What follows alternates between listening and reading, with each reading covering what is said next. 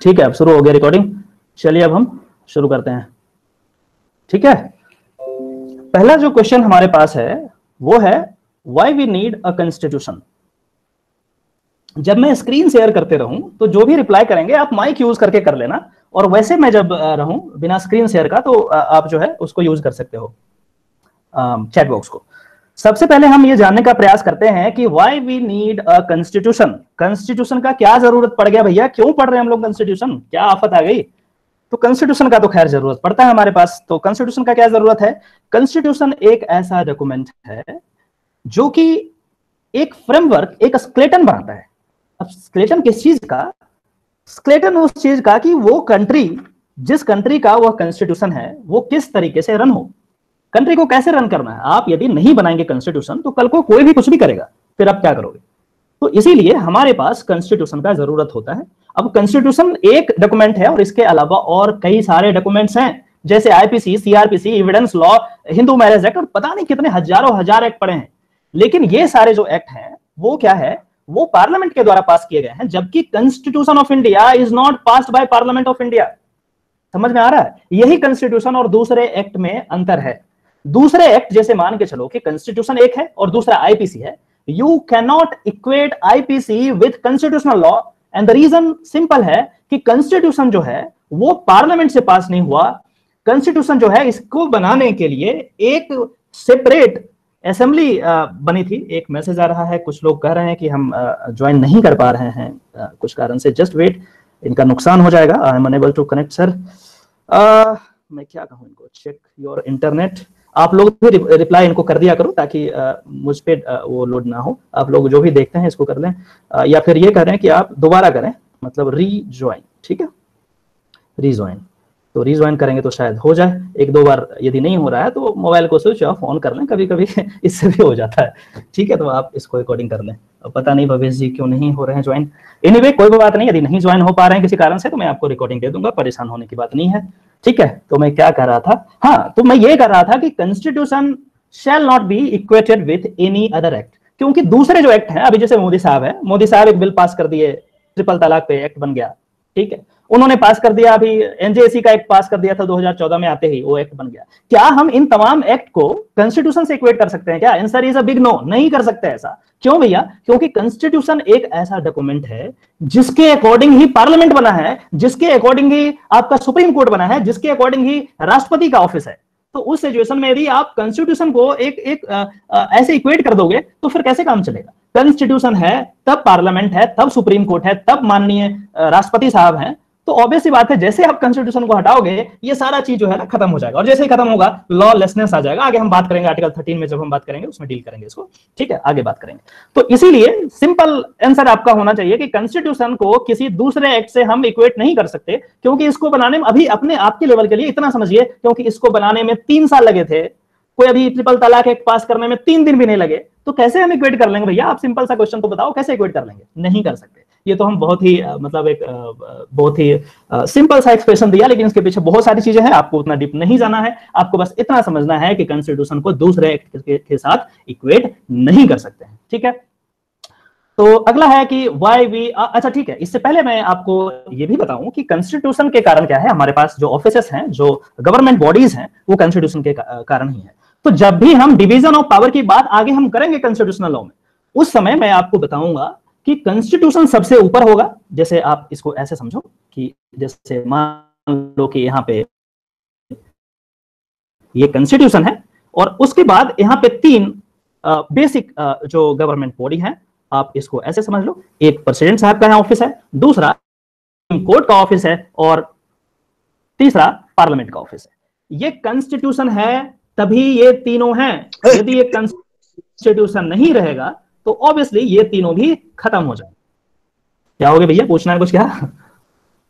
चलो ठीक है, कोई बात नहीं, गलती हो गया हो किसी से। ठीक है, तो ये चीजें हैं। तो इसीलिए हम आगे जब बात करेंगे अमेंडमेंट ऑफ कॉन्स्टिट्यूशन, क्या हम इसे चेंज कर सकते हैं, नहीं कर सकते हैं, कितना चेंज कर सकते हैं, ये तमाम बातों को हम आगे बहुत डिटेल में समझने वाले हैं। अभी तो बस आप इतना समझिए कि कॉन्स्टिट्यूशन को इक्वेट नहीं किया जा सकता दूसरे से, और कॉन्स्टिट्यूशन के कारण ही ये सुप्रीम कोर्ट, पार्लियामेंट और प्रेसिडेंट का ऑफिस है। बाकी ऑफिस जो इनके अंदर में आते हैं वो भी कॉन्स्टिट्यूशन, देश का सत्यानाश हो जाता है। ठीक है, अब कोई ज्वाइन करने का रिक्वेस्ट किए हैं, गौरव राज जी लेट हो गए हैं आप, बट चलिए कोई बात नहीं, आप शुरू कीजिए। उसके बाद मैं बात करूं कि कॉन्स्टिट्यूशन, अरे भाई ऐसे मत करो, नेक्स्ट क्लास से मैं बिल्कुल वो ठीक है, थोड़ा लेट हो रहे हैं सारे लोग, बट एनीवे नेक्स्ट क्लास से आप लोग ध्यान रखिए कि 4 बजे तक आ जाएं। आज पहला क्लास है तो थोड़ा सा चलेगा, कोई बात नहीं, ठीक है। तो जो लोग नए आए हैं मैं उनको भी बहुत ही संक्षेप में बताता हूं। आज हम कॉन्स्टिट्यूशनल लॉ पढ़ रहे हैं और कॉन्स्टिट्यूशनल लॉ में सबसे पहला क्वेश्चन हमने अभी देखा है या देख ही रहे हैं कि why we need a constitution का क्या जरूरत पड़ गया। मैंने बताया कि कॉन्स्टिट्यूशन से ही देश चलता है, उसी में सारी चीजें लिखी जाती है, उसी के अकॉर्डिंग आगे काम होना है। यहां तक कि पार्लियामेंट फंक्शन करेगा, यहां तक कि सुप्रीम कोर्ट फंक्शन करेगा, यहां तक कि प्रेसिडेंट साहब फंक्शन करेंगे, वो भी इन कंसोनेंस विद द कॉन्स्टिट्यूशन। और जब आप बात करेंगे इमरजेंसी का, तब इमरजेंसी में क्या होता है कि जो स्टेट के गवर्नर साहब होते हैं वो क्या कहते हैं कि स्टेट जो है वो कॉन्स्टिट्यूशनल स्पिरिट से नहीं चल रहा है, अकॉर्डिंग टू कॉन्स्टिट्यूशन से नहीं चल रहा है, और इसीलिए राष्ट्रपति शासन यहां पे लगाया जाए। आगे हम बात करेंगे इस पे, इसीलिए कॉन्स्टिट्यूशन का होना बहुत जरूरी है। दूसरा क्वेश्चन हमने बात अभी करना शुरू ही किया था कि why we need a codified constitution. हमें कोडिफाइड कॉन्स्टिट्यूशन का क्या मतलब है, कोडिफाइड मतलब क्या हुआ, ये लीगल थोड़ा सा लीगल लॉ में थोड़ा सा टर्म को इधर उधर करते हैं ये लोग। आप समझिए कोडिफाइड मतलब रिटन, जहां पे लिखा गया है। जैसे हमारे पास अभी आपके ग्रुप पे, क्लास ग्रुप पे, मतलब ये कोर्स ग्रुप पे एक डॉक्यूमेंट आया था, बेयर एक्ट, वो आया था, वो कॉन्स्टिट्यूशनल लॉ का था। मतलब ये हुआ कि हमारा जो कॉन्स्टिट्यूशन है वो लिखा हुआ है, कोडिफाइड है। क्वेश्चन यदि ये आएगा कि क्या हमारा जो कॉन्स्टिट्यूशन है कोडिफाइड है, अनकोडिफाइड है, कैसा है, आप लिखेंगे कोडिफाइड। लेकिन क्वेश्चन ये नहीं आएगा, क्वेश्चन ये आएगा कि क्या कोई ऐसा देश है जहां का कॉन्स्टिट्यूशन अनकोडिफाइड है, मतलब लिखा हुआ नहीं है, वो क्वेश्चन आएगा। ये जरूरी है जानना आपके लेवल के लिए, ये क्वेश्चन होगा। हमारे ये वाला नहीं पूछेगा कि आपका इंडिया का कोडिफाइड है नहीं है, लेकिन ये जरूर पूछेगा कि कौन सा ऐसा कंट्री है जिसका कोडिफाइड नहीं है। मैं आपके जानकारी के लिए बताऊं कि ये जो आप बोलते हैं oldest democracy of the world, UK के पास लिखा हुआ कॉन्स्टिट्यूशन नहीं है, अनकोडिफाइड है, वो नहीं लिखे हैं। अब एक ये डिफरेंट चैप्टर है कि सर वो लिखे नहीं तो किस तरीके से वो चला रहे हैं अपने देश को। आपने कहा कि कॉन्स्टिट्यूशन का होना जरूरी है, बिना कॉन्स्टिट्यूशन का देश कैसे चलेगा, और फिर दोबारा बोल रहे हो कि क्या कर रहे हो, मतलब दोबारा ये बोल रहे हो कि आप जो है वहां लिखा हुआ नहीं है, मतलब, और ऊपर से बोल रहे हो वो oldest democracy of the world है। मतलब क्या मजाक लगा के रखे हो सर, ऐसे थोड़ी ना होता है। मैं बताता हूं, वहां एक अलग सिस्टम काम करता है। वहां पे अनकोडिफाइड है, लॉ को लिखा गया नहीं है, लेकिन इसके बावजूद भी जो कोर्ट्स हैं वहां के, सुप्रीम कोर्ट या और भी माननीय न्यायालय जो है, उसका प्रेसिडेंट की बात करेंगे। प्रेसिडेंट एक होता है, मैंने आईपीसी वालों को बताया था, लेकिन आपको भी मैं बाद में बताऊंगा। मतलब कोर्ट के द्वारा निर्णय जो भी दिया गया है वो ही लॉ माना जाता है, और वो इस तरीके से कंपाइल करके रखे हैं कि उन्हें कॉन्स्टिट्यूशन का कोई जरूरत नहीं पड़ता है। हालांकि हमने भी यूके से ही एडॉप्ट किया, लेकिन ये चीजें जो ये पार्टिकुलर चीज है कि अनकोडिफाइड रहे, वो हमने नहीं किया। उसका भी बहुत बड़ा कारण है क्योंकि यूके बहुत छोटा है, बहुत छोटा है इंडिया के, यदि आप कंपेयर करेंगे। लेकिन हमारे पास इतनी डाइवर्सिटी थी कि इसको यदि अनकोडिफाइड रखते ना, तब तो मतलब उलझ के रह जाते, समझ में नहीं आता क्या करना क्या नहीं करना। तो कोडिफाइड जब है तब तो देख रहे हो ये इतना तांडव होते रहता है, अनकोडिफाइड रहता तो क्या ही होता। तो वहां पे ओल्डेस्ट है, बहुत सालों से वो चल रहा है, तो वो वैसे ही चल रहा है, उनका लिखा हुआ नहीं है। तो क्वेश्चन यही इंपॉर्टेंट है कि यूके का ऐसा जो है कॉन्स्टिट्यूशन अनकोडिफाइड है, ठीक है। अब अगला क्वेश्चन मैंने लिखा था कि what if it is uncodified. Uncodified यदि है तो सिंपल सा मतलब है कि ये जो क्या होगा, पहले तो यूके, ये सारी चीजों को आप नोट्स बना करके लिखते रहिए ताकि आगे क्वेश्चंस जो आएंगे आपका बेसिक चीजें क्लियर होती रहे, ठीक है। यूके में अनकोडिफाइड लॉ है। कैसे काम करते हैं, तो ये आप कह सकते हैं कि जजेस मेड लॉ, इजी भाषा में आप समझिए, ठीक है। इसी को प्रेसिडेंट कहते हैं, तो आप इसको समझ लीजिएगा, ठीक है। अब ये बेसिक चीजें तो क्लियर हो गई। देखिए आज मैं उन तमाम क्वेश्चंस को आपके सामने प्रेजेंट कर रहा हूं जो क्वेश्चंस किसी भी लॉ का जो तैयारी कर रहा है, लॉ का जो एस्पिरेंट्स है, उसको उसके दिमाग में आना ही आना है। चलिए अब बात है कि क्या सर आप पूरा कॉन्स्टिट्यूशन मुझे पढ़ाएंगे क्या? नहीं भैया, नहीं पढ़ा सकते, क्योंकि ये इतना ज्यादा सिलेबस है कि मैं आपको पढ़ाना शुरू करूंगा तो 1 आध साल तो लग ही जाएगा, और कम पढ़ाऊं तो 6 महीना तो लग ही जाएगा। तो फिर क्या पढ़ाएंगे, किस लिए पैसा आपने लिया? मैंने इसलिए पैसा आपका लिया ताकि जो इंपॉर्टेंट चीजें हैं मैं उसको बता सकूं।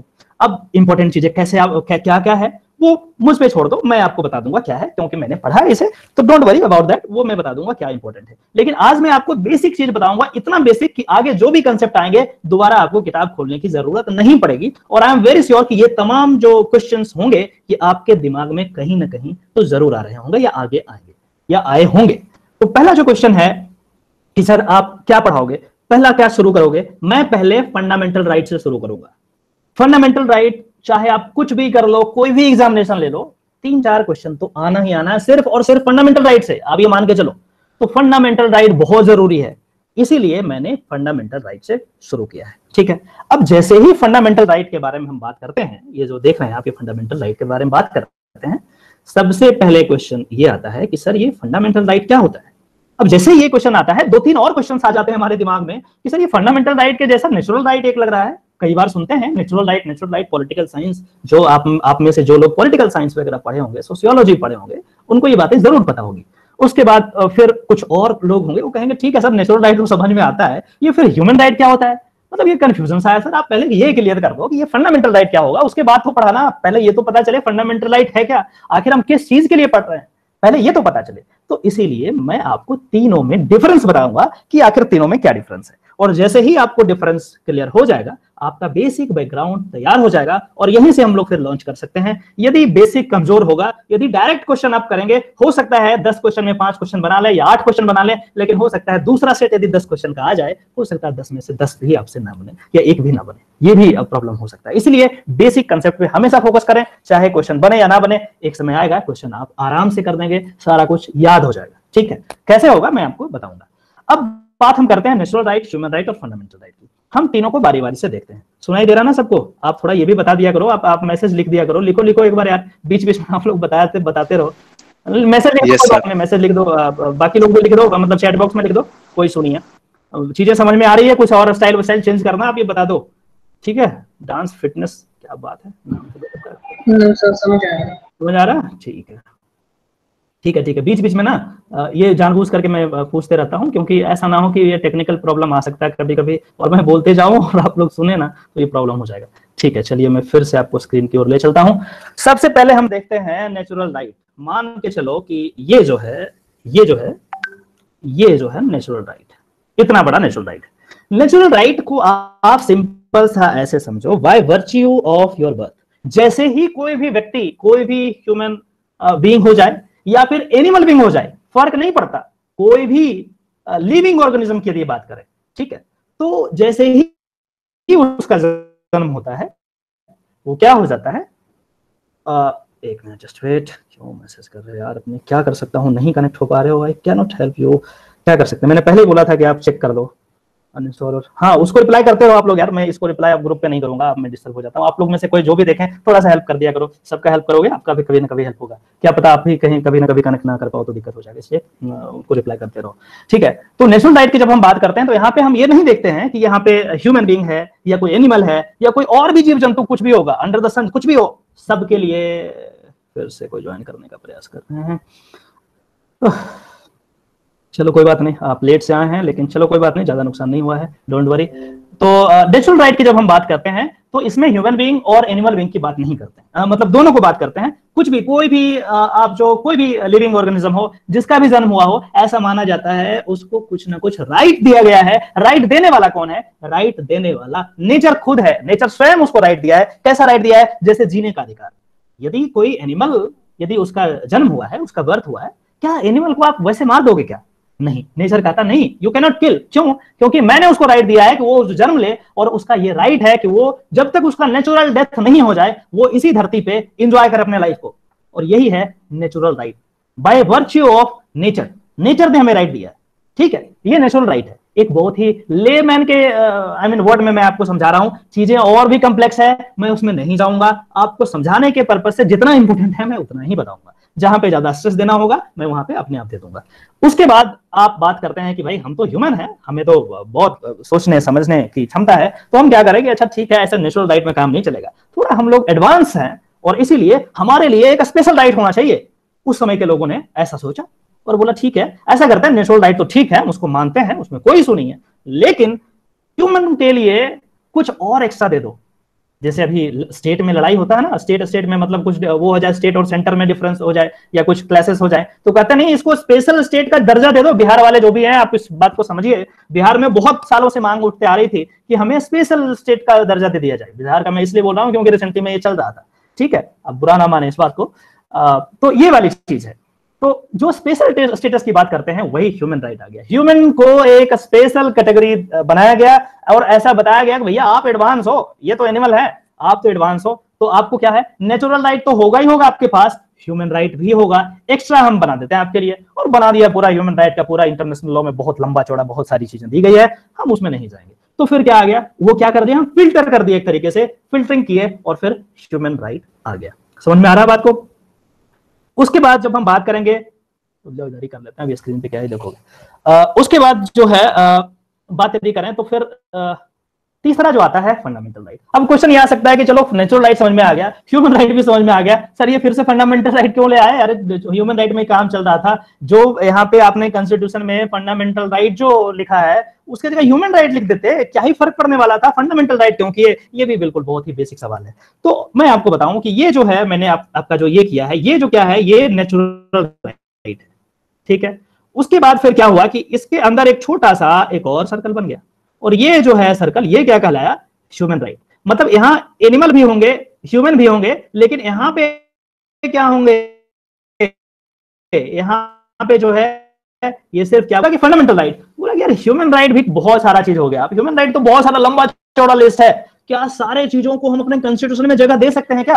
आंसर इज नो, नहीं दे सकते। अदरवाइज जितना मोटा कॉन्स्टिट्यूशन अभी दिख रहा है ना, उतना मोटा सिर्फ ह्यूमन राइट ही हो जाएगा, तो फिर क्या करोगे, लेंदी हो जाएगा। इसलिए बोला कि ह्यूमन राइट तो है ही अपने जगह पे, जब जरूरत पड़ेगा तो हम वहां पे देख लेंगे, लेकिन इस कॉन्स्टिट्यूशन के पर्पज से मैं क्या करता हूं, इसी ह्यूमन राइट से कुछ चीजों को लेता हूं और उसको सेग्रीगेट कर देता हूं। अब क्वेश्चन आया कि क्या चीजें ऐसे लोगे भैया आप, ह्यूमन राइट तो सब कुछ इंपॉर्टेंट है, क्या ऐसा लोगे? बोला ये पूरा लिस्ट जो ह्यूमन राइट का है उसमें भी जो सबसे इंपॉर्टेंट चीजें हैं, जैसे मान के चलो कि अब आपसे बोला जाए, हमसे बोला जाए कि क्या जरूरी है, खाना जरूरी है, पानी जरूरी है, घूमना जरूरी है, या फिर पढ़ना जरूरी है, क्या जरूरी है? तो पढ़ना तो सबसे पहले कट करेंगे हम लोग, घूमना उसके बाद किसी तरह मन दाप करके करेंगे, चलो घूमना हटा देते हैं, उसके बाद क्या करेंगे, खाना और सांस लेना वगैरह तो जरूरी है, पानी वगैरह जरूरी है। तो यहाँ पे फंडामेंटल राइट के पर्सपेक्टिव से यदि देखें तो क्या हो जाएगा फंडामेंटल राइट, ये जो चार चीजें मैंने आपको बताई, ये ह्यूमन, मान के चलिए आप ऐसा रिलेट कीजिए, ह्यूमन राइट था चारों, लेकिन हमने क्या किया, सिर्फ खाना और वाटर को, पानी को जरूरी कर दिया। बोला ये तो बहुत जरूरी है, इसके बिना तो खैर जिंदगी बेकार है। तो बोला कि ये दोनों को फंडामेंटल राइट बना दो यार, बाकी दो को छोड़ दो, कोई बात नहीं,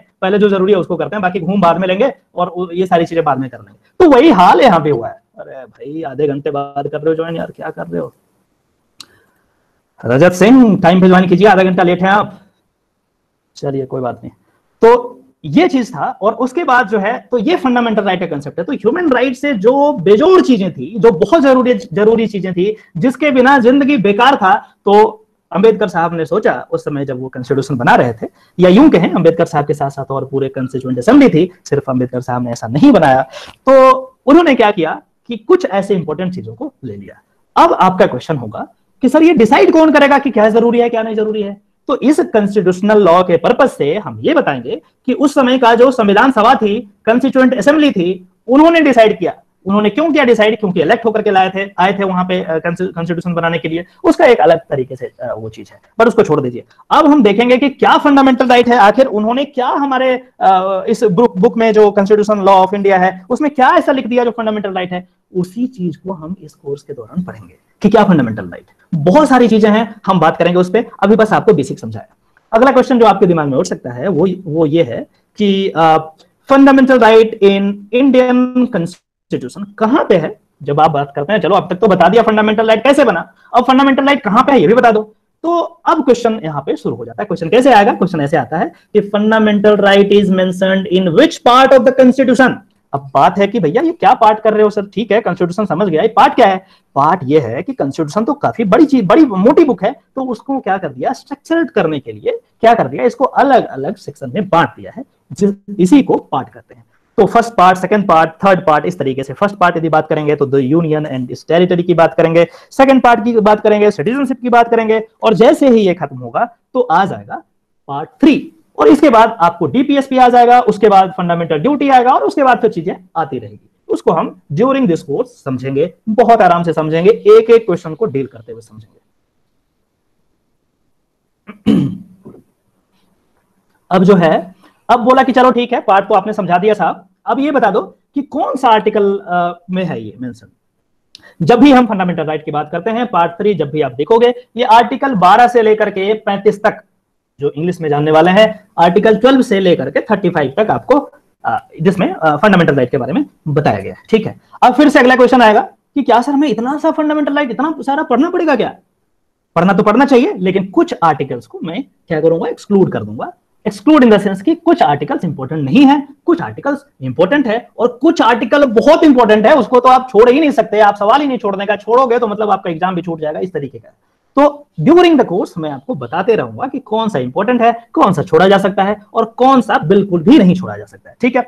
अगला जब हम बात करते हैं, वो हम बात करेंगे बाद में। अगला जब हम बात करते हैं, पांचवा जो क्वेश्चन हमारे पास है, ये है कि fundamental right is granted against the state. ये एक स्टेटमेंट है जो ये कह रहा है कि क्या fundamental right is granted against the state. हाँ जी, fundamental right is granted against the state. अब बहुत सारे लोगों को ये चीजें समझ में नहीं आई होगी कि सर ये क्या बता रहे हैं, अगेंस्ट द स्टेट मतलब क्या हुआ। मतलब ये हुआ कि आपको इसको समझने के लिए सबसे पहले तो स्टेट क्या होता है वो समझना पड़ेगा, और स्टेट जैसे ही समझ जाओगे तभी तो समझ पाओगे कि क्या होता है ये ग्रांटेड अगेंस्ट द स्टेट। तो स्टेट को मैं बहुत ही संक्षेप में बताऊंगा, आईपीसी वाले कोर्स में मैंने डिटेल में बताया था, यहाँ पे संक्षेप में बताऊंगा, ठीक है।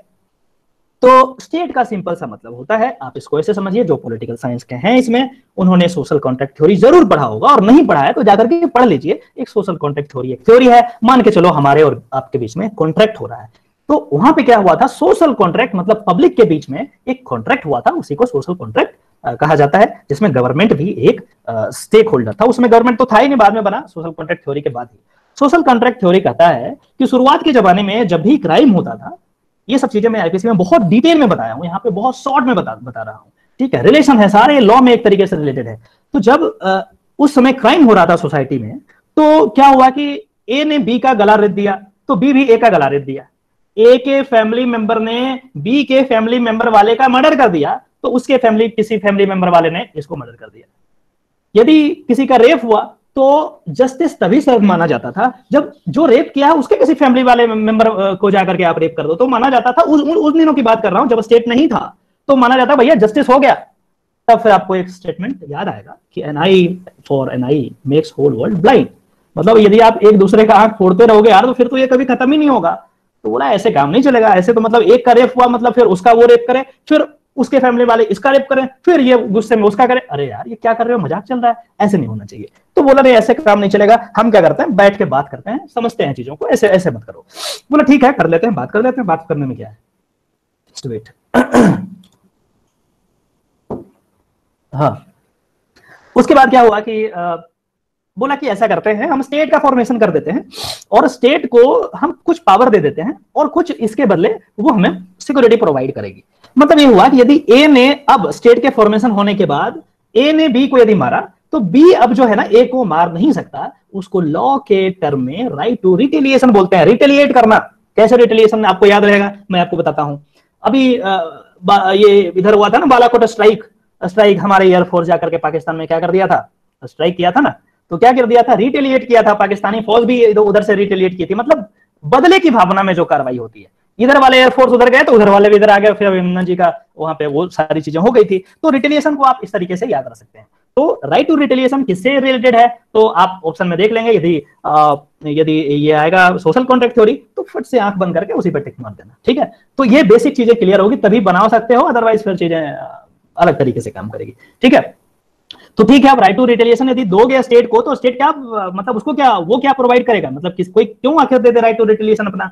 तो बोला कि स्टेट आपको सिक्योरिटी प्रोवाइड करेगी। मतलब स्टेट जब भी आप पे कोई मारपीट करेगा, कोई क्राइम करेगा, तो स्टेट आ जाएगा बीच में, बोलेगा भैया ऐसे मत करो, अदरवाइज स्टेट क्या करेगा, एक्शन लेना शुरू कर देगा। और जो आज पुलिस देखते हैं, आज भी आपने यूपी पुलिस को देखा ही होगा न्यूज में, ठीक है, यूपी पुलिस, दिल्ली पुलिस, ये सारी पुलिस स्टेट का मशीनरी है, स्टेट ही है एक तरीके से मान लो, ठीक है। आगे हम बात करेंगे इस पे। तो अब आपको समझ में आ गया कि ये स्टेट है, ये बहुत पावरफुल है, सारा कुछ इसके पास है, कहां किससे हम बात कर रहे हैं वो भी पता होता है इनको, सारा मोबाइल का नेटवर्क कहां पे क्या, सारा रिकॉर्ड है इनके पास, बहुत पावरफुल है। तो क्या होता है कि जब ये पावरफुल है, तो ये प्रिजम्पशन है लॉ का कि जब वो पावरफुल है तो ऑब्वियसली ऐसा चांसेस है, ऐसा प्रिज्यूम किया जा सकता है कि वो सिटीजन को परेशान करेगा, और परेशान करेगा तो बचाएगा कौन आपको, यही कॉन्स्टिट्यूशन जो आगे हम पढ़ेंगे, यही कॉन्स्टिट्यूशन आपको बचाएगा। कैसे बचाएगा वो हम एक एक आर्टिकल जब हम डील करेंगे तब आपको बड़े आराम से वो बताएंगे हम, ठीक है। तो ये स्टेट के अब समझ में आया कि ये अगेंस्ट द स्टेट क्यों बोल रहा है, क्योंकि ये प्रोटेक्शन प्रोवाइड करता है स्टेट से आपको। स्टेट, आपका स्टेट चूंकि पावरफुल है, बहुत सारे रिसोर्सेस हैं इसके पास, कुछ भी कर सकता है आपको,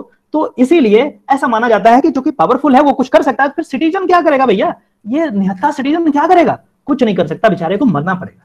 तो ऐसे कॉन्स्टिट्यूशन और कोर्ट आपको कैसे मतलब मरने दे, नहीं देगा मरने। जैसे ही ऐसी बारी आएगी कॉन्स्टिट्यूशन खड़ा हो जाएगा। ये बात अलग है कि ये किताब में कैद है, लेकिन इसके बावजूद भी ये खड़ा हो जाएगा और बोलेगा कि मेरे सिटीजन को मारने से पहले तुम्हें मुझे मारना पड़ेगा। तो इसीलिए मैंने बताया कि fundamental right is granted against the state. कैसे होगा मैं बाद में बात करूंगा। अब जब स्टेट की बात हमने कर दी, बहुत संक्षेप में बताया है, विशेष जानकारी के लिए आप गूगल वगैरह कर लें, और भी डाउट यदि हो तो गूगल आप क्लास ग्रुप वगैरह पे बता दीजिएगा, मैं दोबारा इसको थोड़ा सा लंबा कर दूंगा। और यदि आईपीसी का कोर्स आप लोग में से जो नहीं लिए हैं और लेना चाहते हैं, वो आईपीसी वाले लेक्चर यदि आप रिकॉर्डिंग ले लेंगे, उसमें डिटेल में बताया, वहां पे क्लियर हो जाएगा आपका कंसेप्ट। अगला है कि चलो ठीक है, स्टेट का तो सर ऐसा डेफिनेशन आप दिए कि मतलब इतना कुछ समझ में नहीं आया, तो बहुत ब्रॉड कर दिए सर, वो भी उस जमाने की बात की है जब स्टेट बना था। तो भैया 2020 में क्या आप वही स्टेट का डेफिनेशन फॉलो करोगे क्या? कैसे कैसी बातें कर रहे हो सर? आप लोगों में से क्वेश्चन पूछ सकते हैं, तो मैं कहूंगा कि यार क्वेश्चन तो बड़ा दमदार पूछे हो, ऐसे नहीं होगा। अब हम 2020 में दोबारा स्टेट को डिफाइन करेंगे। तो बोले सर ऐसे कैसे, जब मर्जी तब डिफाइन कर देंगे? तो मेरा आंसर रहेगा कि नहीं, ऐसा नहीं है। मैं जब हमारा कॉन्स्टिट्यूशन बना था तो एक बार तब कर दिया था डिफाइन, और जब जब जरूरत पड़ेगा तब हम एक ऐसे सिस्टम को बना दिए हैं, वो तुमको बताते रहेगा कि स्टेट क्या है। बोलो ये कौन सिस्टम है सर? तो ये कोर्ट है हमारा, ये सुप्रीम कोर्ट है, ये हाई कोर्ट है, ये और दूसरे माननीय न्यायालय हैं जो समय समय पे बताते रहते हैं कि क्या सही है, क्या स्टेट है, क्या स्टेट नहीं है, क्या चीज इंक्लूड होगा। पूछो पूछो पूछो पूछिए पूछिए। सर इंटरप्ट करने के लिए सॉरी। कोई बात नहीं सर वो आपकी वॉइस क्लियर नहीं आ रही। अरे यार सर पता नहीं है सिर्फ मेरे साथ हो रहा है या बाकियों के साथ भी हो रहा है, लेकिन क्या नाम है आपका? एरम? कौन बोल रहे हो आप? सर एरम बोल रही हूँ, आपकी वॉइस क्लियर नहीं आ रही सर। ऐसा कैसे? माइक भी यूज कर रहे हैं? एक मिनट, जस्ट वेट, ऐसा कैसे हो रहा है भैया? आप लोग सारे लोग आप बताइए चैट बॉक्स में बताइए आप क्या प्रॉब्लम है, सबको ऐसा आ रहा है या इनको सिर्फ आ रहा है, ताकि हम प्रॉब्लम की जड़ तक पहुंच सकें। ऑडिबल है, क्लियर है? यूज ईयरफोन यूज कर रही है Iram? Yes sir. Okay sir, मैं दोबारा लॉग एक बार दोबारा आप वो करो, इसको छोड़ करके दोबारा ज्वाइन करो एक बार। क्या प्रॉब्लम है? Check your internet connection um may be network issue. और किसी को ऐसा समस्या आया तो आप यहाँ पे बता दीजिए, ताकि उसके अकॉर्डिंग करें, क्योंकि एक भी बच्चे का यदि छूट जाएगा तो मेरे लिए नुकसान तो होगा ही होगा, उनके लिए बहुत जबरदस्त नुकसान हो जाएगा, नेटवर्क इशू हो सकता है। एक बार आप दोबारा एरम आप छोड़ो लेक्चर को और दोबारा एक बार ज्वाइन कर लो, 2 मिनट इनके लिए हम रोक सकते हैं। Okay sir. इतना चलता है, कल को पता नहीं किसी और के साथ हो जाए, हु नोस। चीजें समझ में आ रही है आप लोग को? कहानी लग रहा है क्या? ये तो लगा कहानी सुना रहे हैं आप यार, क्या पढ़ा रहे हो सर? ये कॉन्स्टिट्यूशन थोड़ी है, तो कहानी चल रहा है। समझ में आ रही है? आप ये भी बता दीजिए चैट बॉक्स में, एक मैसेज कर दीजिए, ताकि हमें भी सेटिस्फेक्शन हो कि चीजें समझ में आ रही है या नहीं। नेटवर्क इशू हो सकता है सर, समझ आ रही है। Can we just speed up a bit? कौन लिखे हैं? डांस फिटनेस जी। स्पीड की जो बात करते हैं, क्या करें, मेरी स्पीड आप लोगों पे डिपेंड करती है। आप लोगों में से जो भी नहीं सुन पा रहे हैं उनके लिए तो मेरा दायित्व है कि उनको वो करना चाहिए। वैसे मैं जानबूझ करके ये लेक्चर थोड़ा सा स्लो कर रहा हूँ, क्योंकि बेसिक चीजें हैं। हो सकता है आप ये इन चीजों को पढ़े होंगे, लेकिन बिलीव मी, एक बार जब क्लियर हो जाएगा कंसेप्ट तो आगे की चीजें आपको ज्यादा क्लियर होगी, और आगे की चीजें जहाँ पे हमें लगेगा कि कम समय की आवश्यकता है, वहां पे मैं बहुत स्पीडली भी जाता हूँ। डोंट वरी अबाउट दैट, आप परेशान मत होइए, कुछ टॉपिक्स को बड़ा स्पीडली मैं खींचूंगा। तो जहां पे जरूरत है बेसिक का, उसको थोड़ा सा समय लग सकता है। Yes sir, yes sir, yes sir, yes sir. Bhavesh Vikram, 1 question sir, Bihar v state. बहुत जबरदस्त क्वेश्चन पूछे हैं साहब। भवेश जी बिल्कुल सही जवाब, मतलब क्वेश्चन आपका है 1 क्वेश्चन सर, बिहार भी स्टेट है और इंडिया भी स्टेट है, तो ऐसे क्यों होता है? बहुत सही सवाल है, मैं इस पे जरूर आऊंगा। बहुत अच्छा कि आपने क्वेश्चन पूछ लिया। इस तरीके का क्वेश्चन यदि आपके भी दिमाग में आए तो आप लिख दो, लिखने का पैसा नहीं लगता है, मैं बाकी का काम कर दूंगा। ये सर समझ में आ रहा है, ठीक है ठीक है। भवेश जी मैं आपको समझाता हूँ, just wait for a minute. Um अब ठीक हो गया क्या? सब ठीक है? ठीक है। स्क्रीन दिख रहा है ना सबको? Yes sir. चलो ठीक है। भवेश का बहुत अच्छा क्वेश्चन था, और ये क्वेश्चन को मैं यहाँ पे ऐड कर लेता हूँ अपने इसमें। वैसे ही नोट में यहाँ पे लिख देता हूँ स्टेट, और यहाँ पे ये कहते हैं कि बिहार भी एक स्टेट है साहब, और आप इंडिया को भी स्टेट बोल रहे हो, तो क्या कर रहे हो? ऐसे कैसे हो गया? बिल्कुल सही है। मैं इसको बताऊंगा, पहले मैं ये बात कर लूं कि जब हम स्टेट की बात करते हैं तो कॉन्स्टिट्यूशन जब बना तो स्टेट को डिफाइन कर दिया गया। कहां पे है? आर्टिकल 12 में है। मैं आपको बताऊं, जैसे ही आर्टिकल शुरू होता है फंडामेंटल राइट का, आर्टिकल 12 से शुरू होता है। आर्टिकल 12 में कोई भी फंडामेंटल राइट नहीं दिया है लेकिन स्टेट को डिफाइन किया है। तो आखिर ऐसा क्यों कर दिया? क्योंकि मैंने आपको बताया था ना कि fundamental right is granted against the state, और इसीलिए क्या किया कि यहाँ पे स्टेट को सबसे पहले स्टेट को डिफाइन कर दिया, तभी तो पता चलेगा क्या किसके अगेंस्ट होगा। ठीक है, उसके बाद व्हाट इज स्टेट हम इसको डिफाइन करेंगे, आर्टिकल 12 को हम देखेंगे, आर्टिकल 12 में सारी चीजें जो भी है उसको हम देखेंगे कि क्या है उसमें। पहले ये बेसिक क्वेश्चंस कर लेते हैं। और इनका जो सवाल है कि स्टेट बिहार भी है और इंडिया भी है, तो कौन से स्टेट को हम मानेंगे? देखिए, दो तरीके का स्टेट से हम इवेलुएट करते हैं। पहला जो स्टेट बिहार, झारखंड, यूपी, हरियाणा, पंजाब, ये सारे स्टेट जो है ये भी स्टेट हैं, लेकिन मैं जो स्टेट की बात कर रहा हूं वो सोवरेन स्टेट की बात कर रहा हूं। इसलिए सोवरेन स्टेट को दिमाग में रखिए। सोवरेन स्टेट का सिंपल सा मतलब आप ऐसे समझिए, जिसके ऊपर चलाने वाला कोई नहीं हो। जैसे मतलब ये हुआ कि इंडिया इज अ स्टेट, तो इंडिया का पार्लियामेंट चलाएगा, इंडिया का सुप्रीम कोर्ट है, इंडिया का प्रेसिडेंट साहब है। अब अमेरिका वाले, चाइना वाले थोड़ी ना हमें समझाएंगे कि तुम्हें क्या करना नहीं करना। वो अपनी मर्जी, जो इनका मर्जी है वो अपना करो। आप मुझे मत बताओ कि हमें क्या करना है। हम सोवरेन स्टेट है, we are a sovereign state. तो हमारी इंटीग्रिटी जैसे ही प्रॉब्लम में आएगी तो हमारी फौज जो है वो लड़ना शुरू कर देगी आपसे। तो इसलिए दूसरे लोग हमें नहीं बता सकते। हमारा पूरा अपना सिस्टम है, हमारा अपना संविधान है, हमारा कॉन्स्टिट्यूशन है, हम उसके अकॉर्डिंग काम करेंगे। ठीक है, तो ये चीज जो है स्टेट जब बात करते हैं बिहार, झारखंड, यूपी की, ये जो स्टेट है ये एक अलग तरीके का है। ये हम सेग्रीगेट किए हैं, ये हम सेपरेट किए हैं जानबूझ करके, जो हमारा लैंड पार्ट है उसको, ताकि अच्छे से हम गवर्न कर सकें। लेकिन जिस स्टेट की मैं बात कर रहा हूं वो जो है वो सोवरेन स्टेट है, और India as a sovereign state. ठीक है, आगे हम प्रेम्बल वगैरह पढ़ाएंगे तो चीजें आएगी, डोंट वरी, हैव पेशेंस। आज तो पहला ही क्लास है, चीजें और भी क्लियर होगी। लेकिन क्वेश्चन आपका बिल्कुल सही था। तो ये वाला स्टेट अलग है, और जो सोशल कॉन्ट्रैक्ट वाला जो स्टेट की हम बात कर रहे थे वो स्टेट अलग है, वो सोवरेन स्टेट है। एक्चुअली हम ज्यूरिस्प्रूडेंस में ये सारी चीजों को पढ़ते हैं लॉ में। तो अभी के लिए बस इतना ही समझिए, ठीक है।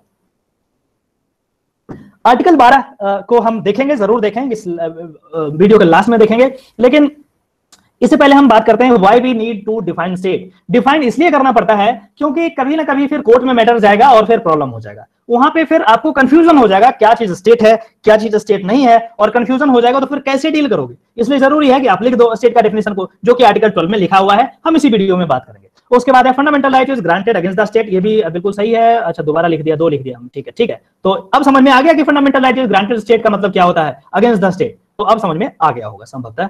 उसके बाद है हु कैन वायलेट फंडामेंटल। अब फंडामेंटल राइट की बात करते हैं, हालांकि इससे पहले हम आर्टिकल 12 में चले ही जाते हैं। आर्टिकल 12 यदि आप देखोगे तो सिंपल सा जो क्वेश्चन है, आपके पास पीडीएफ है, ग्रुप पे आया है, आप उसे देख सकते हो, और नहीं भी देखोगे तो भी चल जाएगा, कुछ कोई इतना ज्यादा लोड नहीं। मैं स्क्रीन पे लिख दूंगा जो भी इंपॉर्टेंट चीजें होगी, ठीक है। ये आर्टिकल 12 कहता है डिफिनेशन ऑफ द स्टेट, और फंडामेंटल राइट शुरू होता है। ये कहता है in this part unless the context otherwise required the state includes। क्या इंक्लूड होगा मैं आपको यहां पे लिख करके बताता हूं। क्या इंक्लूड होगा यहां पे? ये कहता है कि स्टेट इंक्लूड्स द गवर्नमेंट। तो यहां क्या होगा?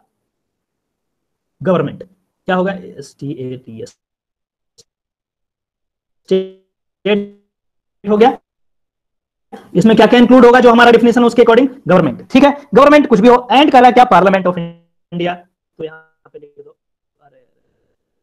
पार्लियामेंट ऑफ इंडिया, ठीक है। And the government and the legislature of each state.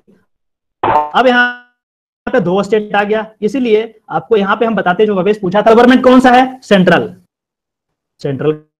Government. Parliament हो गया, और उसके बाद हर एक स्टेट जो है ना, जितना भी 29-30 जो भी स्टेट है हमारे पास, कितना स्टेट है, तो ये स्टेट हो गया, तो ये स्टेट हो गया। और उसके बाद जो है प्लस इसका जो लेजिस्लेचर है,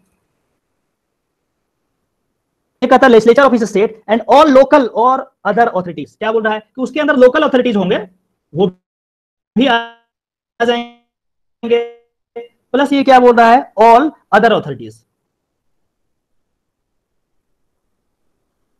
of India and under the control of government of India. ये सारी चीज क्या है? स्टेट है। किसी को कुछ पूछना है? कोई माइक ऑन किया है? नहीं पूछना है, ठीक है। तो ये सारी चीजें जो है स्टेट के अंदर आता है। क्या आता है? गवर्नमेंट हो गया। गवर्नमेंट यहां पे देखो आप लिखा हुआ है गवर्नमेंट, तो government of India, parliament India, state जो ईच स्टेट की बात करते हैं, बिहार, झारखंड, यूपी वाला, उसका लेजिस्लेचर जो है, जो स्टेट का विधानसभा होता है वो। उसके बाद लोकल बॉडीज होगा, आईएएस का ऑफिस है, आईपीएस का ऑफिस है, यूनिवर्सिटी है, ये सारी चीजें, ठीक है। उसके बाद अदर ऑथोरिटीज। तो अब इसमें इस तरीके से चीजें आप क्लियर हो गया। अब मान के चलो क्वेश्चन ये पूछ दिया जाए आपसे कि क्या भारतीय क्रिकेट टीम एक स्टेट है या नहीं है? आप जवाब दीजिए, माइक ऑन कीजिए। भारतीय टीम जो क्रिकेट खेलती है, कोहली साहब, धोनी साहब, क्या इंडियन टीम के कप्तान है या नहीं है? बोल भी दो भाई, ऐसे मत करो। नो, नहीं है। क्यों नहीं है भैया? कहते तो हम इंडियन टीम के कप्तान है। नो, ठीक है, नहीं कर रहे। क्यों? तो क्या है फिर ये लोग? कहते तो है इंडियन, अरे इंडियन टीम हार गई यार, इंडियन टीम जीत गई, उसकी टीम जीत गई, उसकी टीम हार गई, बोलते तो है हम लोग। बिल्कुल सही जवाब है इन सबका। चिराग साहब हैं, हरीश जी हैं, it doesn't come under the government, बिल्कुल सही जवाब है। ये लगता है आपको ऐसा, ये लगता है आपको ऐसा कि ये गवर्नमेंट है, it's not government control, only government regulated, it's under the private body of BCCI. बिल्कुल सही बात है। आप इसको ऐसे समझिए कि ये एक क्रिकेट टूर्नामेंट होता है, हमारे गांव में होते रहता है ये सारी चीजें, उसी तरीके से बीसीसीआई क्या करती है, क्रिकेट का टूर्नामेंट कराती है। ठीक है, ये बोल देते हैं हम लोग कि ये स्टेट है, मतलब इंडिया, इंडियन टीम है, इंडियन कैप्टन है, ऐसा कुछ नहीं है। ये एक्चुअली बीसीसीआई के कप्तान है, बीसीसीआई की टीम है, इंडियन टीम नहीं है। ठीक है, तो यदि हम स्टेट की डिफिनेशन की बात करेंगे तो उसमें वो इंक्लूडेड नहीं होगा। ठीक है, और भी चीजें हैं, हम डिटेल में ज्यादा नहीं जाएंगे, अदरवाइज फिर आपको ओवरलोड हो जाएगा, बोलेंगे सर क्या पढ़ा रहे हो आप। ठीक है, उसके बाद कहते हैं कि why we need to define state, क्यों डिफाइन स्टेट करना पड़ा, क्योंकि आगे जब भी कोर्ट में प्रॉब्लम आएगा तो भैया बताना पड़ेगा ना कि ये स्टेट है, क्योंकि फंडामेंटल राइट जैसे ही वायलेट करेगा स्टेट तो कोर्ट बीच में आ जाएगा, उन्होंने प्रॉमिस किया था, तो इसलिए स्टेट तो पहले बता दो क्या स्टेट है, तभी तो बीच में आएगा, तभी तो कोर्ट आपको बचाएगा। उसके बाद कहते हैं कि फंडामेंटल राइट ग्रांटेड अगेंस्ट, बिल्कुल सही बात है, who can violate fundamental right. अब क्वेश्चन आता है सर, बाकी सारी चीजें आपने बता दी, आप ये बताइए कि कौन ऐसा है जो आपके फंडामेंटल राइट को वायलेट कर सकता है। तो ऑब्वियस सी बात है, मैं आंख बंद करके बोलूंगा, पहला तो स्टेट वायलेट करता है। कैसे वायलेट करता है, अभी किसी को एडमिशन नहीं दिया यूनिवर्सिटी को स्टेट बनाओगे तभी ना उसके अगेंस्ट आप एफआईआर करोगे, या फिर उसके अगेंस्ट आप सू करोगे उसको कोर्ट ऑफ लॉ में। स्टेट नहीं बनाओगे तो कैसे होगा। रेलवे जैसे हो गया, अब रेलवे को प्राइवेटाइजेशन की बात कर रही है, अब रेलवे प्राइवेट यदि हो जाएगा तो वहां के जो एम्प्लॉय हैं, यदि उनको कोई प्रॉब्लम होता है, उनको जॉब से निकाल दिया जाता है, तो उसके अगेंस्ट आप सू नहीं कर सकते। क्यों, क्योंकि यदि कोई प्राइवेट बॉडी यदि फंडामेंटल राइट का वायलेट हो गया, स्टेट नहीं है, तो राइट तो ये जो fundamental right is granted against the state, अब स्टेट है ही नहीं, तो कैसे उसको सू करोगे। इसलिए गवर्नमेंट सोचता है कि यार कहां इसमें फंसे हैं, सब कुछ प्राइवेट कर देते हैं, अपना माथा ठीक रहेगा, कोर्ट हमको फालतू का डांटते रहता है, इसको छोड़ दो, सबको प्राइवेट कर दो। ठीक है, तो उसको खैर अलग टॉपिक है, उसको रहने दीजिए, बाद में बात करेंगे। उसके बाद अगला है कि who can violate fundamental right, state तो है ही, तो क्या कभी ऐसा हो सकता है कि इंडिविजुअल भी आपका फंडामेंटल राइट को वायलेट कर सकता है। क्या इंडिविजुअल आपके फंडामेंटल राइट को वायलेट कर सकता है क्या, आप आंसर कीजिए। क्या इंडिविजुअल, एक इंडिविजुअल जो है आपके फंडामेंटल राइट को वायलेट कर सकता है क्या।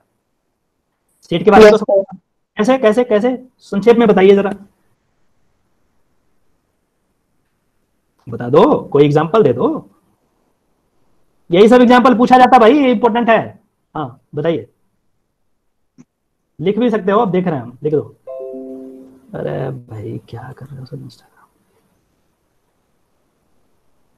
बेसिस ऑफ जेंडर, ठीक है, एट्रोसिटीज, ठीक है, मतलब ऐसे मत बताओ आप हमको आर्टिकल बताओ, ऐसे नहीं काम चलेगा। क्वेश्चन आपको आर्टिकल से पूछा जाएगा कि कौन सा आर्टिकल जो है इंडिविजुअल भी वायलेट हो सकता है, मतलब उसके some F R not disorder in the state.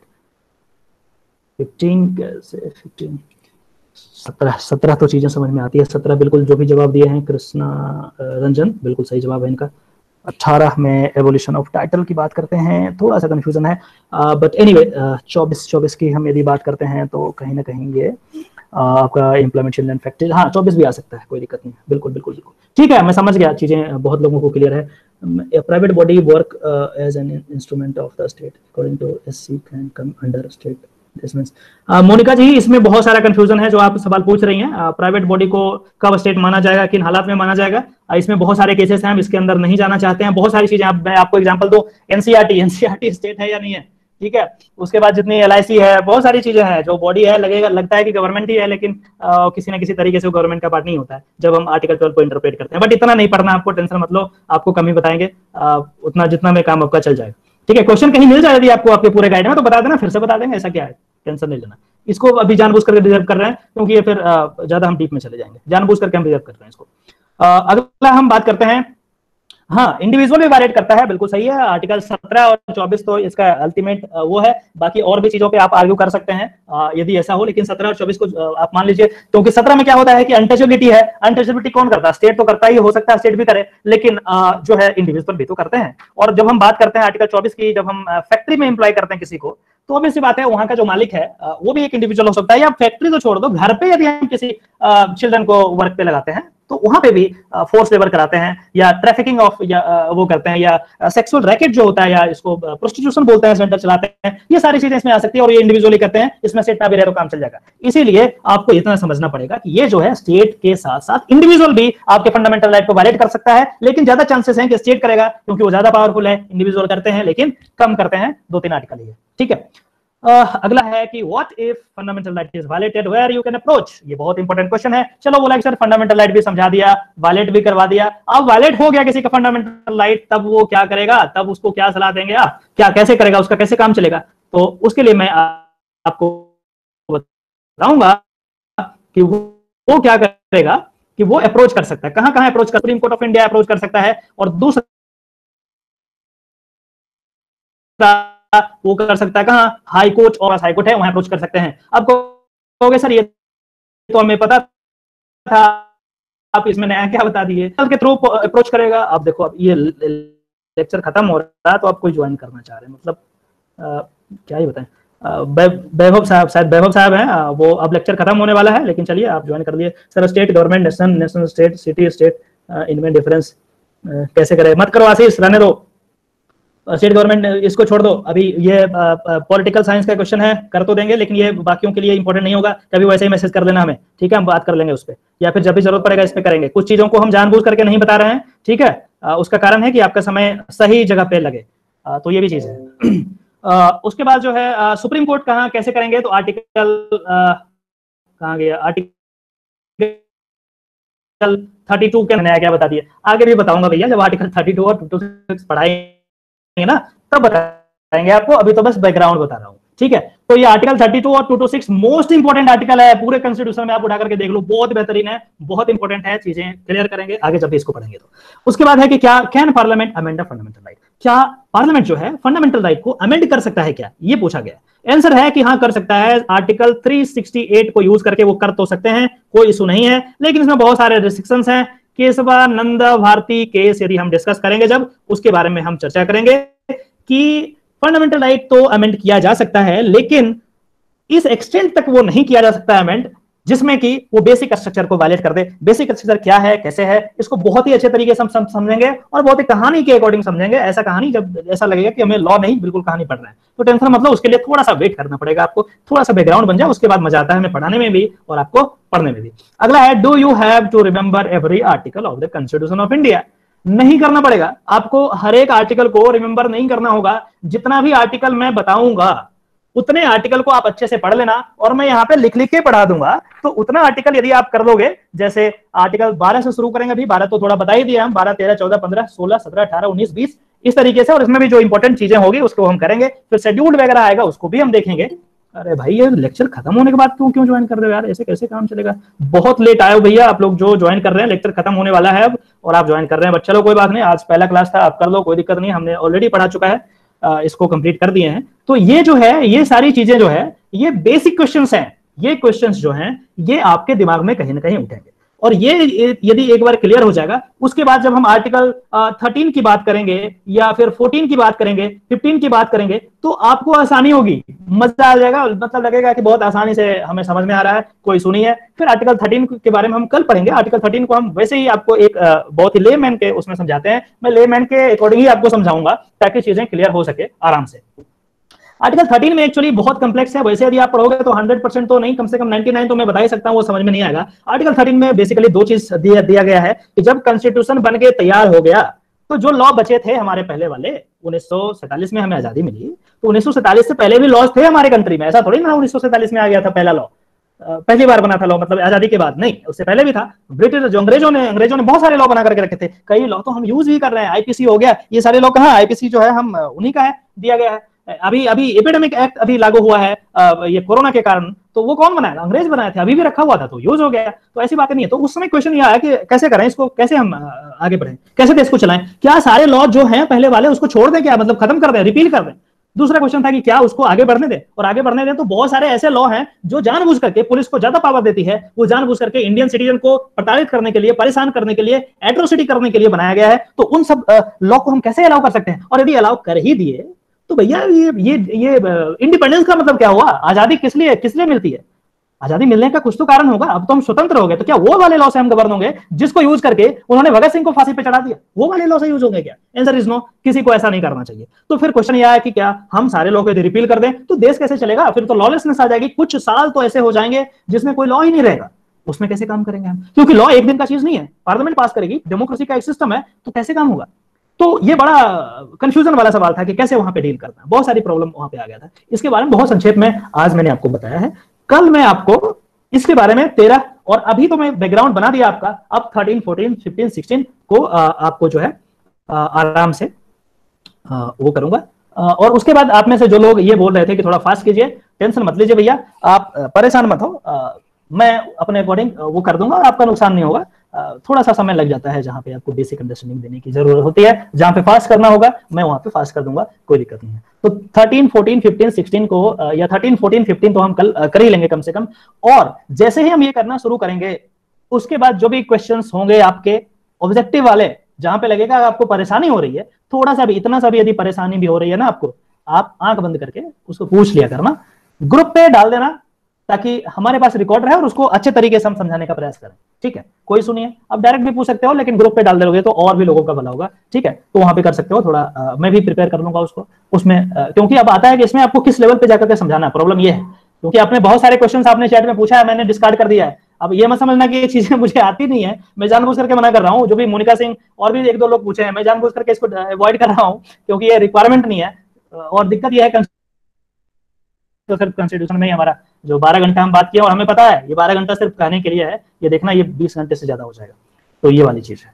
तो आगे हम कल मिलते हैं। आज हम जानबूझ करके 1 घंटे का ही क्लास लेंगे। मैं सच्चाई आपको बताता हूं, कई बार आईपीसी में 2 घंटे का भी क्लास हुआ है। आप लोग जो ज्वाइन किए हैं आप बताओ सही में हुआ या नहीं हुआ है, और इसमें बोर कोई नहीं हुआ था, मतलब ऐसा नहीं कि जबरदस्ती क्लास ले रहे थे, आप लोग से पूछ करके ले रहे थे और आप लोग एग्री कर रहे थे कि हाँ आप जो है लीजिए। तो ये भी कुछ इसी तरीके का होगा। कुछ हम रिसेंट एग्जाम्पल को बात करेंगे, जैसे अभी क्या नाम था, विकास दुबे था ना, क्या था, जो भी है, मारा गया आज। तो क्या ये सही है?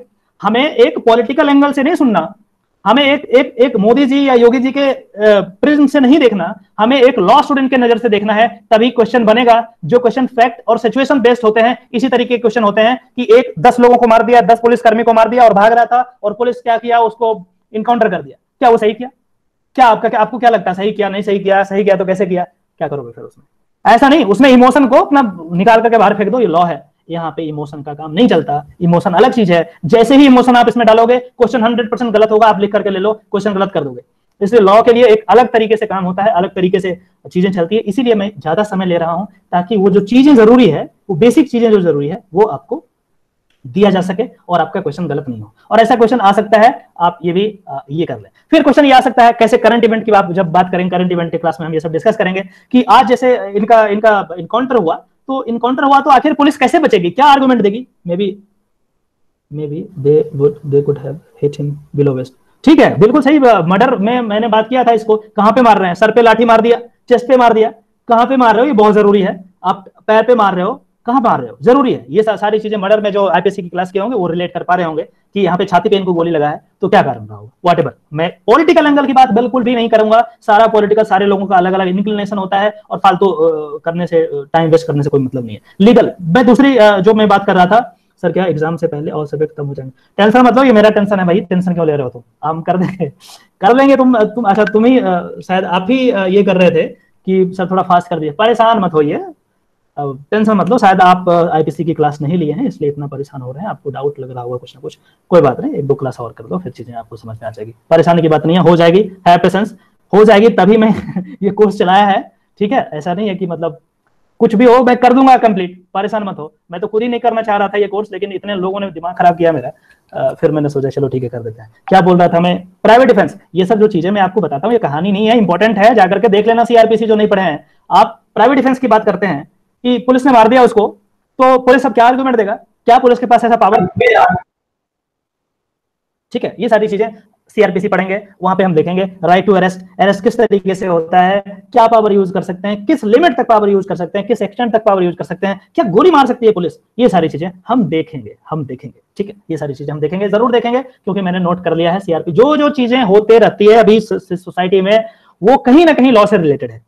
आप शायद उसको रिलेट नहीं कर पाए, लेकिन मैं रिलेट करके उसको नोट में वहां रख लेता हूं कि वहां पे उस तरीके का एग्जांपल देने से लोगों को समझ में आ जाएगा। एक और बात जो क्वेश्चन आपके साथ में करूंगा कि अभी विकास दुबे की, विकास दुबे ही नाम है ना, पता नहीं, मैं श्योर नहीं हूं, इनके घर को तोड़ दिया गया, घर को तोड़ा गया, घर को, विकास दुबे, ठीक है, घर को तोड़ा गया, क्या ये जस्टिफाइड था? हमें इमोशन को बाहर निकाल के फेंकना है, ध्यान रखना है, इमोशन को बाहर निकाल। क्या कोई ऐसा लॉ है जो ये कहता है कि किसी के घर को आप तोड़ सकते हैं? क्या यदि मैं क्राइम करूं दिल्ली में, I am from Lakhisarai Bihar, क्या मेरे घर को पुलिस वहां बिहार में तोड़ देगी? आप एक लॉ स्टूडेंट के नजरिए से नहीं सोचिएगा, क्वेश्चन गलत कर दीजिएगा। और जो क्वेश्चन सेटर है, जो बनाएगा क्वेश्चन, ऐसे ही बनाएगा, इसी तरीके से बनाएगा, आप इतना समझ लो। तो आपको अलग तरीके से मैं ले जाने का प्रयास कर रहा हूं, आप लोग जुड़े रहेंगे तो चीजें धीरे धीरे मैं क्लियर करूंगा। आज जानबूझ करके मैं कम मतलब 1 ही घंटे में क्लास समाप्त कर रहा हूं। आप ये बताइए, किसी को कोई प्रॉब्लम है, समझ में आया, नहीं समझ में आया, कोई दिक्कत है, कुछ बताना है, कुछ शेयर करना है, कुछ सजेशन देना है, आप चैट बॉक्स में प्लीज दीजिए, मैं रिप्लाई करूंगा। मैं वेट कर रहा हूं, आप दीजिए। 2-4 मिनट और लेंगे, ज्यादा नहीं लेंगे आपका, उसके बाद कल फिर मजे से पढ़ेंगे। सही ओपिनियन आपका। जंगल राज, ठीक है, पूछिए पूछिए, पूछने का पैसा नहीं लगता, पूछिए। तो कुछ पूछना है, बताना है, कुछ शेयर करना है, पूछिए, बताइए, चैट बॉक्स में आप कीजिए। यदि माइक यूज करना, माइक यूज कर लीजिए, कोई दिक्कत नहीं है। कोई doubt apart from study, apart from constitution, कोई दिक्कत नहीं यार, पूछो। पूछते नहीं यार तुम लोग। Being emotionless would be good for law, right? नहीं, ऐसा भी नहीं कहूंगा मैं, लेकिन जब आप पॉलिटिकल साइंस जो लोग पढ़े होंगे उसमें जॉन रॉल्स एक बहुत बड़े पॉलिटिकल साइंटिस्ट थे। उन्होंने कहा था कि जब हम लॉ बनाते हैं तो हमारे कास्ट, हमारे जो रिलीजन, ये सारी चीज़ों को हमें छोड़ देना चाहिए और एक ऐसा इन्वायरमेंट तैयार करना चाहिए जिसमें किसी को कुछ नहीं पता है कि वो कौन है, तभी एक लॉ अच्छा बन पाएगा। तो हालांकि ये यूटोपियन व्यू है, ये पॉसिबल नहीं है, लेकिन आप थोड़ा इस चीज से समझ सकते हैं कि क्या मैं बात करना चाह रहा हूं। कि लॉ की जब हम बात करते हैं तो इमोशन को थोड़ा साइड लाइन करना पड़ता है, अदरवाइज इमोशन तो सबके पास होगा, सब लोग बोल रहा होगा ठीक किया, अच्छा किया, मार दिया, वो 8 लोगों को मारा था। अब इसको छोड़ दीजिए, हम अजमल कसाब की केस की बात करेंगे। क्या अजमल कसाब को हम मार नहीं सकते थे? क्या जिंदा पकड़े थे, कोर्ट की कार्रवाई हुई थी और पूरे विश्व में इंडियन जस्टिस सिस्टम का बोलबाला हुआ था कि इस तरीके का जस्टिस सिस्टम होना चाहिए किसी भी डेमोक्रेसी में। और इसीलिए जब आज हमारे प्रधानमंत्री साहब जाते हैं ना कहीं, तो क्या कहते हैं, we are largest democracy of the world. ऐसे नहीं बनता largest democracy of the world. इस तरीके के कांड में डेमोक्रेसी का जो इंडेक्स है वो नीचे चला जाता है, प्रॉब्लम होगा आगे चल करके। दूरदर्शिता नहीं है इसमें, फोरसाइटेडनेस नहीं है sir. In countries they are they use rapist as terrorist and patient for is good opinion. इसमें बहुत सारी चीजें हैं। इसमें जो मेडिकल जूरिस्प्रूडेंस आप पढ़ेंगे तो वहां पे चीजें अलग तरीके से काम होती है। वहां पे एक्चुअली बहुत ऐसा होता है, जब खरीद मेडिकल ट्रायल ऐसे नहीं होता है, बहुत लेवल पे होता है। पहले चूहा पे होगा, तो खरगोश पे होगा, बंदर पे होगा, बहुत सारी चीजें, फिर ह्यूमंस पे भी होता है। ह्यूमन बॉडी को खरीदा जाता है, कॉन्ट्रैक्ट कराया जाता है बाकायदा, उसमें पैसा दिया जाता है। ऐसा नहीं है कि किसी को उठा करके आया ट्रायल कर दिया ना, ऐसा नहीं होता। कॉन्ट्रैक्ट कराया जाता है कि 1 साल तुम्हारे बॉडी को हम एक्सपेरिमेंट करेंगे, ले 10 करोड़, 20 करोड़, 50 करोड़, जो भी जैसा कंपनी है उस तरीके से कॉन्ट्रैक्ट करता है। ठीक है, वो भी जरूरी है, उसको भी कभी बात करेंगे इस पे। इस तरीके से काम होता है। ज्योति जी बोल रही हैं कि it's not about being emotional, it's just that things should be reasonable and justified. ठीक है, मानते हैं इस बात को, हम एग्री करते हैं, ये थोड़ा सा ज्यादा बेटर तरीके से ये बताई है, जस्टिफाइड होना चाहिए। लेकिन इसमें प्रॉब्लम यह है कि कई बार इमोशनल जस्टिफिकेशन भी चीजें हो जाती है। जैसे अभी हैदराबाद में 4 रेपिस्ट को मार दिया गया, सो कॉल्ड रेपिस्ट। कोई नहीं जानता कि वो रेप किया था या नहीं किया, कैसे पता चलेगा? तो हमने इमोशन में और क्या किया, हमने फूल बरसाया उस पे, पुलिस वाले पे, कि बहुत बढ़िया किया यार, तुमने मार दिया इस 4 को। अरे भैया कैसे पता चलेगा वही मारा था 4? मैंने रेयर इंटरनेशनल वाला केस आपको बताया था, जिसमें एक ड्राइवर को फंसा दिया गया था। उसका जो कत्ल हुआ था वो एक बच्चे के साथ, मतलब उसके दोस्त के साथ, दोस्त ने किया था, और बाद में ड्राइवर को फंसा दिया गया था। और बाद में ये कबूल भी कर लिया ड्राइवर कि मैंने ही किया है। बाद में जब जज साहब को लगा कि ऐसा नहीं है, कुछ गड़बड़ है, उन्होंने ट्रायल शुरू करवा दिया, और उसके बाद पता चला नहीं, ये पुलिस जानबूझ करके बोला था। तो उस सिचुएशन में आप इमोशन होकर के फूल तो बरसा दिए, लेकिन यहाँ पे रीजनेबल भी लगा आपको, जस्टिसएबल भी था एक तरीके से, लेकिन अगेन जो लॉ का रिक्वायरमेंट है वो पूरा नहीं होता है इसमें। तो ये इस तरीके से देखा जा सकता है। Having emotions is absolutely fine, taking decisions being emotional, ठीक है, ये सारी चीजें होती रहती है। प्लस में इतने कोई ब्लैक एंड व्हाइट आंसर नहीं है ये sir, perfect example. Yes maybe they were innocent, yes, who knows, we can not say कि वो था या नहीं था। रेन इंटरनेशनल वाला केस आप लोगों ने देखा था। इस तरीके की चीजें होती है, क्योंकि जो पावर में रहते हैं वो कुछ ना कुछ तो प्रॉब्लम करते ही रहते हैं। बहुत सारे एग्जांपल है हमारे पास, आप कोर्स के दौरान देखेंगे। तो चलिए हम आज का जो क्लास है यहीं पे समाप्त करते हैं। कल हम हाँ पूछिए सर। जैसे एक केस अभी हुआ था रिसेंट कस्टोडियल डेथ का, जो कि तमिलनाडु में था शायद। उसमें जयराज और बेनेक्स का जो कस्टोडियल डेथ हुई थी, उसका केस मेरे को पता नहीं है। मैंने काफी सर्च करा था इंटरनेट पे, तो मिला नहीं मुझे। इसको आप बहुत ही 2 मिनट में मैं आपको बताऊं इसमें क्या हुआ था। इसमें सिंपल सा बात हुआ था, कोरोना में आजकल थोड़ा सा पुलिस को कर रहा है, पावर का मिसयूज कर रहा है, वैसे भी करते हैं। तो ये साहब कुछ शायद दुकान वगैरह था इनका कुछ, if I am not wrong, यदि गलत है तो आप करेक्ट कर देना, कोई इशू नहीं है। कुछ दुकान वगैरह था इसका, इन्होंने कुछ पुलिस कुछ बोला इनको, इन्होंने शायद उसको मना कर दिया, उससे आर्ग्यू किया, इसके बाद इनको पुलिस थाने में ले जाकर के पिटाई किया और बहुत सारी चीजें, उसके बाद मामला बिगड़ते गया और उसके बाद वहां पे उनका कस्टोडियल डेथ हो गया। कस्टोडियल डेथ कोई नई बात नहीं है।